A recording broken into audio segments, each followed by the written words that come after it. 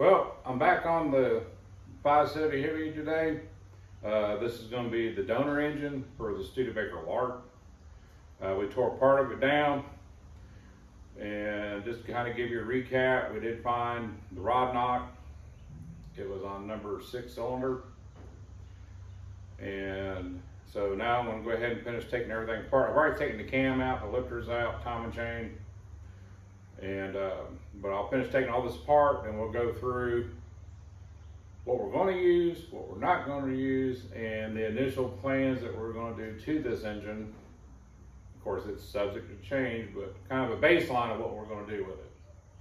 So let me go ahead and get the rear main seal off, then we'll pop the rest of the pistons out and pull the mains and get the crank out.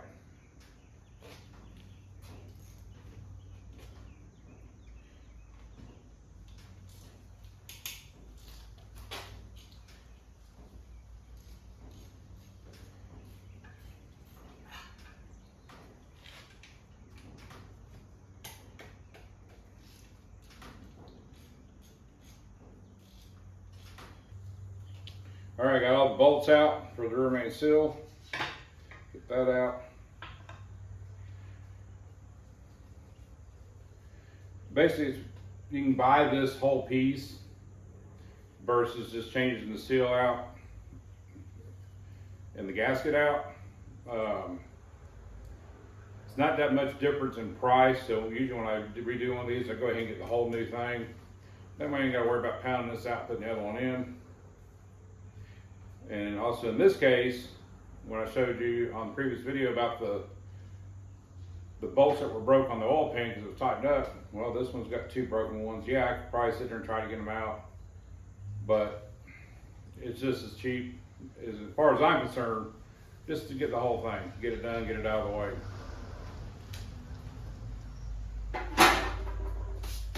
So now I'm gonna get set up and we'll start pushing the rest of the pistons out.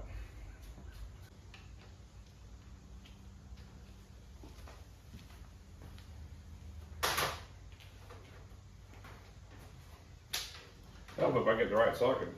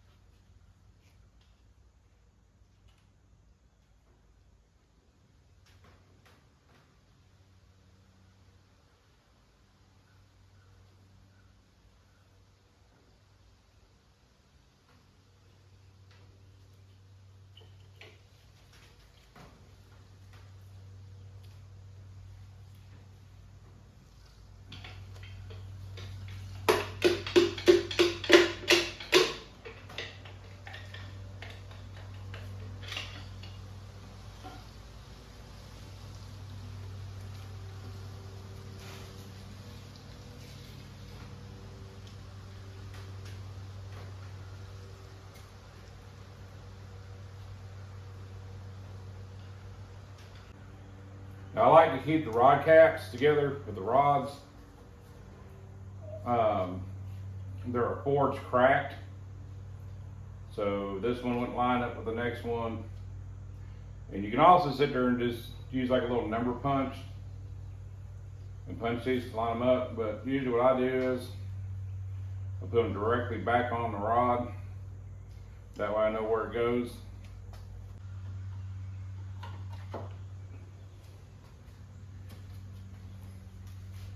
Get the other one out.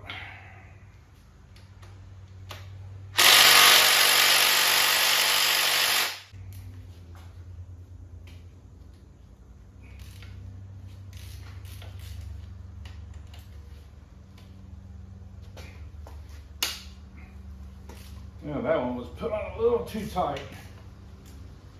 So I think what happened was with this thing, it probably had a rod bearing that was going out, and I think they just tried to clean the crank off best they could and just put stamped ones back in. And of course that didn't last long because of it being out of round on number 6. So it's kind of like patched up.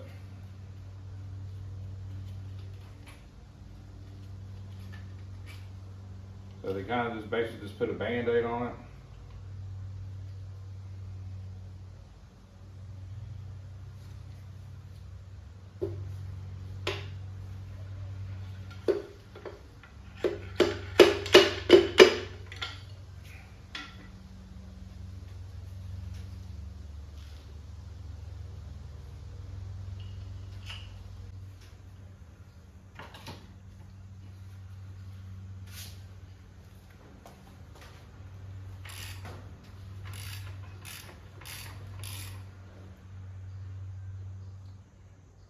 So I got the rest of the pistons out, and let's go ahead and take a look at this crank from the front to back and see how the progression of the bearings were going. Now we already know on the one it's just totally gone, so I mean I'm replacing the crank anyway. But let's kind of go through and see how start to finish what was going on with this. So if we look here for 1 and 2, it's not too bad. I mean, this is livable. You know, a little clean, a little polish be done. That was some of the bearings that came out. Now you can see that one's good, but as you go down the line, like this one's got a line in it now, that one's got a line in it now, where it's gotten some debris in it.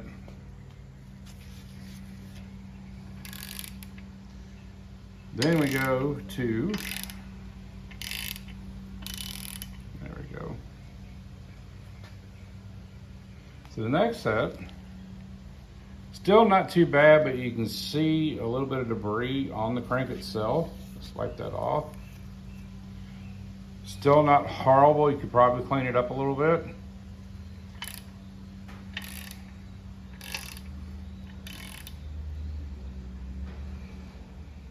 Now, of course, we get 5 and 6. Of course, that's where our knock was at. So that would definitely have to be built up and then turned back down. Then we get to 7 and 8. And you can see where all the trash was getting in through the back. So starting from front to back, it was just progressively getting worse. And if you look here, you can see a scratch mark in the crank there.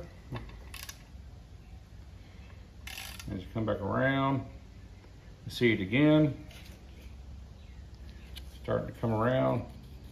Not really feeling anything. But as you get closer to the back of it, that scratch gets a little deeper. Now I can hit it with the end of my finger. You can feel it. Let's see, there we go. Give it more of a close up.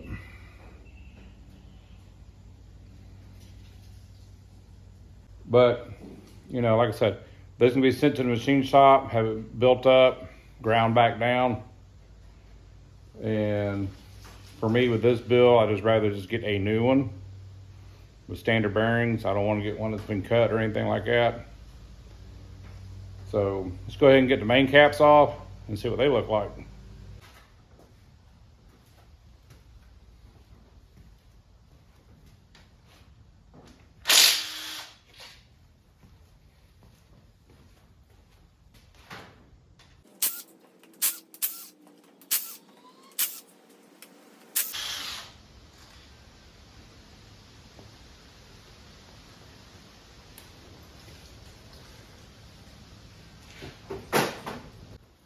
All right, taking the main caps out now. I've got them numbered 1 through 5. They always have arrows on them. The arrows always, especially on these, point to the front of the engine. So I'm taking them out now. And let's see how bad the bearing carnage is. Now what I like to do is I keep the bolts in when I'm rocking these out. It always works for me. You might have a different way of doing it, but it's just the way it works for me.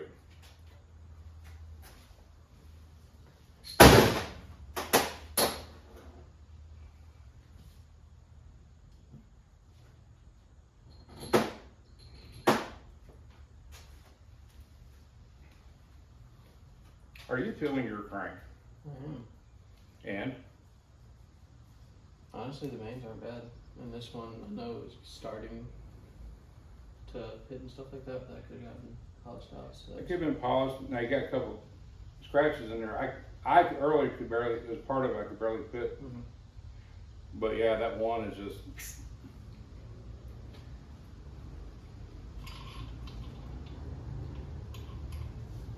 Let's see what the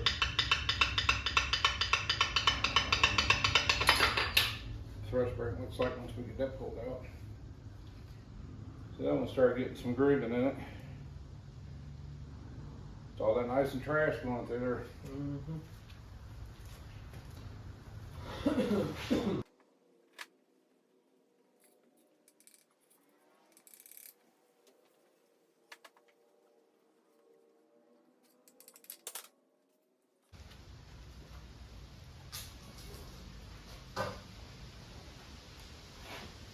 Looking at the bearings on the mains, you can see there's some pitting and stuff going on in there.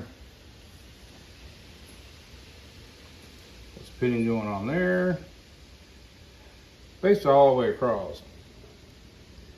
I mean, they're not horrible, but you can tell debris ran through it. So when that rod bearing let loose, it just, all that fine particles and stuff went through the oil. The filter catches so much, but it makes it way through the oil system. And, but why she's coming apart. So let me get all those out. We'll flip it over, take a look at the cylinder walls, and then give you an idea what we're going to be doing with this. Got the engine flipped back over. Now we're going to take a look at the cylinders and see how they look. We still got cross hatching going on.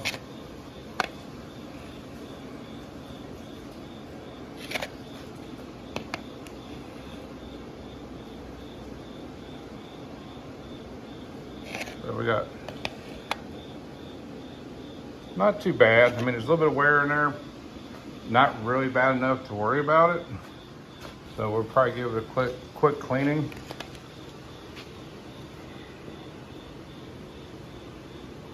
But still got some good cross hatching going on.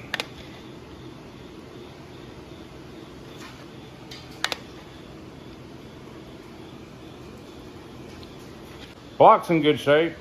That's a good thing. Turn his light back off.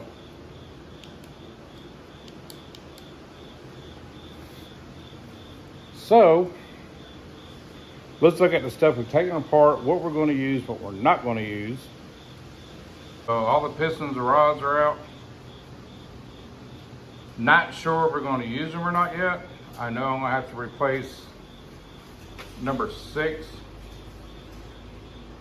because I know it's going to be all out of spec.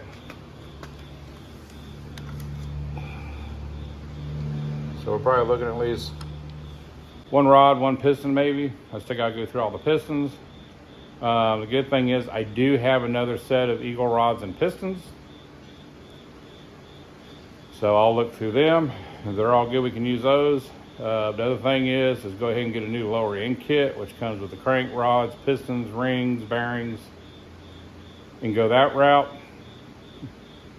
And maybe do a forged bottom end. Have to see on the pricing and stuff because we are kind of on a budget on this. But also at the same time, there might be future plans going down the road with the engine. So got to weigh the options back and forth on it. Not going to be using the car oil pan. Of course, it has a couple cracks in it. It can be fixed. So I'm going to save the pan for another project.